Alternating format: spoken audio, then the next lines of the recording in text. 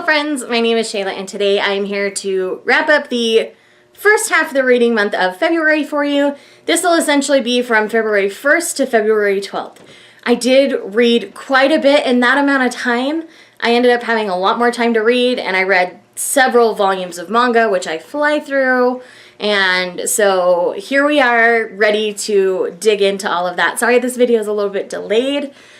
And then this will not include anything that I read during Contemporary-a-thon. I will be doing a separate wrap-up of those books. And then I will also be doing an end-of-the-month wrap-up with anything after Contemporary-a-thon, which ends today. So anything after that will also be in its own separate wrap-up video. So anyways, that's enough of an introduction here. Let's just dig right into things. So the first book I'm going to talk about is The Girl in the Tower by Katherine Arden. This is the second book in the Winter Night series. I was supposed to buddy read this with April Sarah, but she went and kind of binge read it on me on a flight. But I did end up reading this kind of along with her. I loved having her to discuss this book with because this book was jam-packed with awesomeness all over the place. It was very political, very religious, and whimsical and lyrical, just like the first book, and I absolutely adored it. This is another 5 stars. I'm so excited for the conclusion that's coming out in August. Like, you guys have no idea.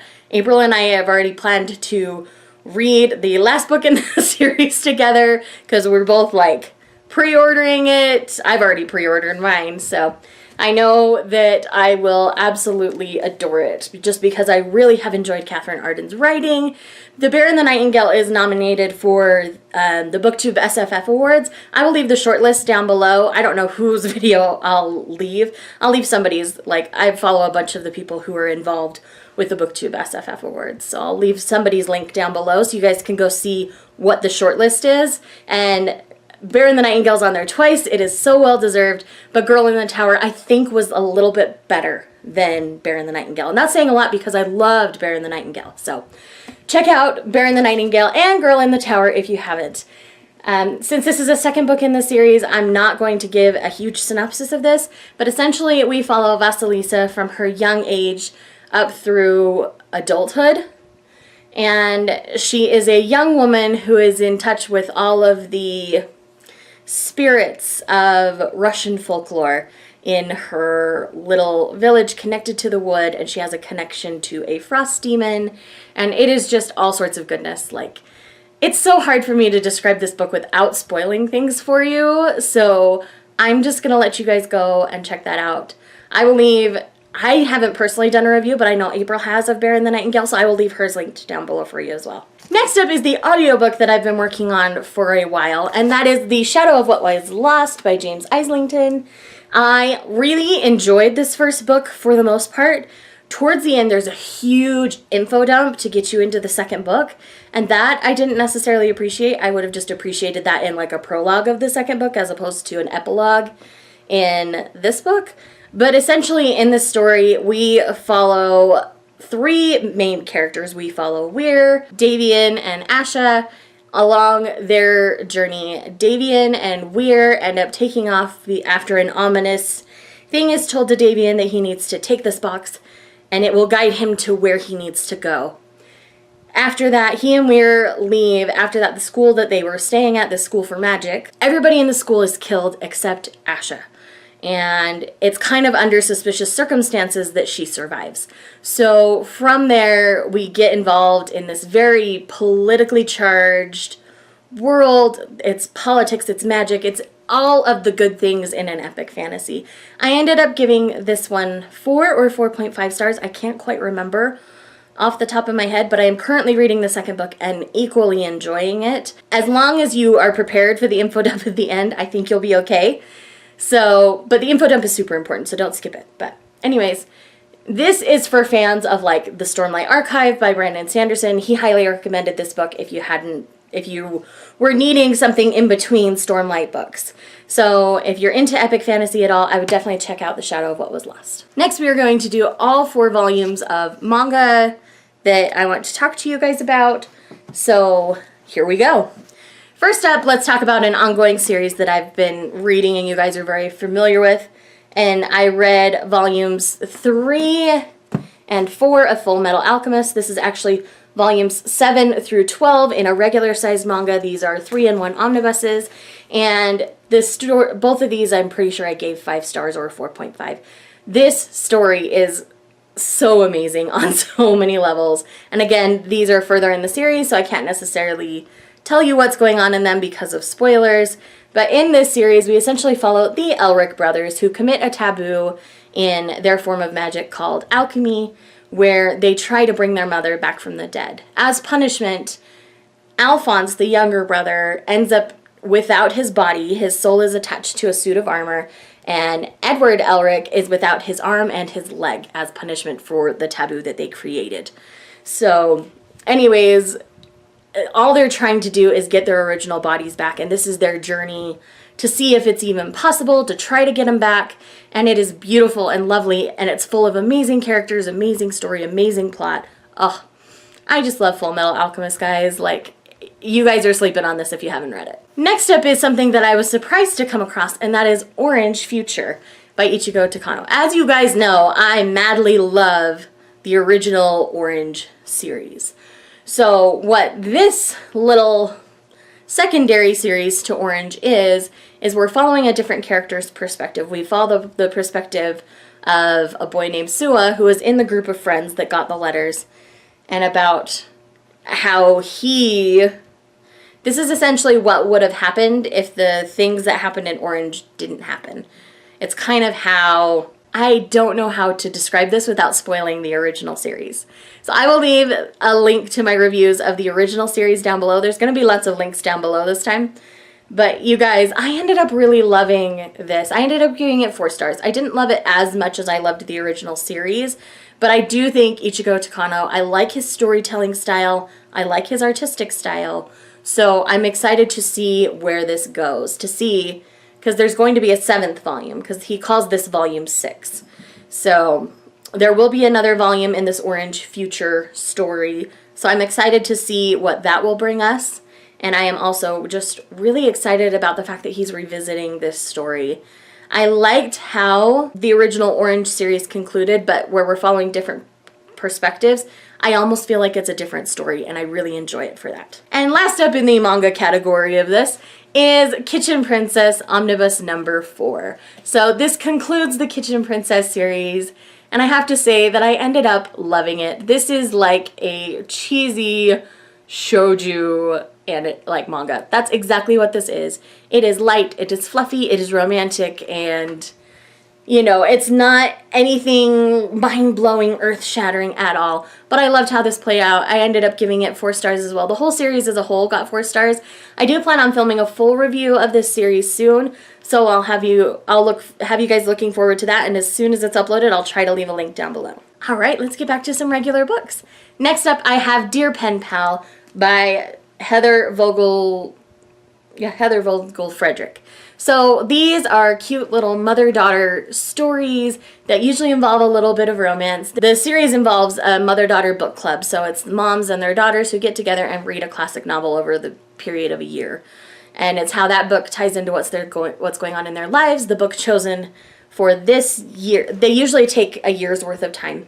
The book chosen for this particular year was Daddy Longlegs, which I've never personally read, but I do like how it fit into their pen pal related story. So they end up writing letters to people in Wyoming, and I believe I forget where they're based right off. But anyways, they're really cute, really sweet. Again, this is like a 3.5, 4-star book. Nothing earth-shattering, but it's really fun and really sweet. And I think with February and all the love, I was just kind of feeling the need to read some contemporary, so that's what I did here. The next book is How to Find Love in a Bookshop by Veronica Henry. This is a very UK-based bookshop story. This is a book about books. In the beginning, we have a character that passes away. His daughter has left the bookshop, and she tries to make it work. So essentially, this book is about 6 different romantic relationships, all tied to the bookshop in one way or another. And I don't think I want to tell you anything else about it because of that, because I really enjoyed going in kind of blind to this one. I ended up being able to enjoy it for what it was. Again, this was a 4-star book for me. I really enjoyed it. It was sweet, it was fun. I really grew to love our characters, and they're definitely flawed. They're not, you know, these picture perfect people. They're The relationships in this book are messy and not always great, and I think that is realistic. It's life. And so if you're looking for that kind of slice of life, peek at a small town kind of book, this will fit the bill for you, and I think you'll really enjoy it. Next up, I finished another series. Look at me finishing series. So the next up is the last 2 volumes of the Song of the Lioness Quartet, which are The Woman Who Rides Like a Man and Lioness Rampant, both by Tamara Pierce. I've been taking part in Read Tortal. I will leave the announcement video down below. My friend April over at April Sarah is hosting these read-alongs. She's also got a Seven Waters read-along, which, again, I will leave both those videos linked down below. There's going to be a huge list of links, guys, and I'm sorry about that. But in this, we follow Alana, basically from the age of 12 to adulthood. When our story starts, Alana is supposed to be going to a monastery, like most women do. She doesn't want to. She wants to become a soldier for the king's army. So her and her twin brother switch places, and she pretends to be a boy. You know, and I love that trope of a girl goes in disguise, gender bender. I love those kind of stories. These are all very short, and so they're very action-packed and very fast-paced. And I would have loved a little more character development from our characters, but the whole series ranges between 4 and 5 stars for me. I really enjoyed my read of these. This is the first time I've ever read these. Somehow I missed these as a kid, so I really have been enjoying my read of them. And if you have not picked these up, I highly recommend you do. We're going to be starting the Immortals Quartet next, and so if you guys want to join us, you can join us. These are quick reads, so you can easily fly through them and catch up, and it's going to be great. I think you guys would really love them if you haven't read them. And the last physical book that I have in my hands is Wires and Nerve Gone Rogue by Marissa Meyer. I ended up giving this 4.5 stars. I really loved this story, and I love the places that it went. I mean, Aiko's an AI, she's a robot, and this explores, you know, can an AI feel? Can an AI feel love, be in love? All those kind of things. So I really enjoyed the exploration that they did in this novel, and I really appreciated it for what it was. This is a graphic novel for those of you who don't know, and everything's in this beautiful blue aesthetic, and I really just love the Lunar Chronicles world. And this is volume 2. I read volume 1 at the end of last year, and I gave it 5 stars, and this is just right on par. The artists did change between the 2 novels, and I could tell in this one that it was a different artist. So just be prepared for that. If I had gone in not knowing that the artist was different, I would have been really jarred and wondered, why did they change things? It's because it was a different artist. So know that going in, that the artist has changed, but they did their best to kind of mimic the original style of the first one. So I ended up really enjoying this. So again, 4.5 stars. If you have not checked out the Wires and Nerve graphic novel series and you like the Lunar Chronicles, I highly suggest you do. So I've got some books that I read digitally for you that we're going to talk about. So first up, we're going to talk about books 1 and 2 of the Perfect Fit romance series. I have a review for book 3. I will leave that linked down below. But in the first one, Size Matters, we follow a insecure curvy girl. And then in the second one, we follow a confident curvy girl and the men that they fall in love with. The first one kind of does this fake relationship trope, which I like. And then the other one is just, you know, the guy is like her brother's best friend. So there is some very cliche things that happen in these novels. But the smutty factor is high. I liked them for what they were. And, you know, they're like 3.5 stars. They're not the best written books in the world. That doesn't mean I enjoy them any less. And I had a good time with them. Check them out if you like curvy girl romance novels. And then last up is I read the first 3 books in the Lords of the Underworld romance series by Gina Showalter. Again, I've been in a smutty romance mood, and I read a ton in this first half of February. Like, it blows my own mind how much I read.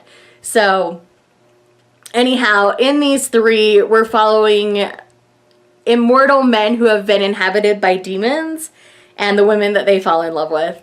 It's really fun. It actually has a really nice overarching plot, so I give these 4 stars because there's a connecting plot to all of these books. I have since read the 4th book, which I'll talk about in my second half of the month. And anyways, I really like how these play out. Again, the smut factor is high. If you like smutty books, these are a great fit for you as well. So guys, that is the massive amount of things that I read in the first half of the month of February. Let's count them up. 16, guys. Oh, what am I gonna do with myself? I need a little bit of a life or something. Anyway, so those are the 16 books or things that I read in the first half of February. Let me know in the comments down below your favorite read of February so far. And like and subscribe if you haven't. I will see you guys in the next video. Bye.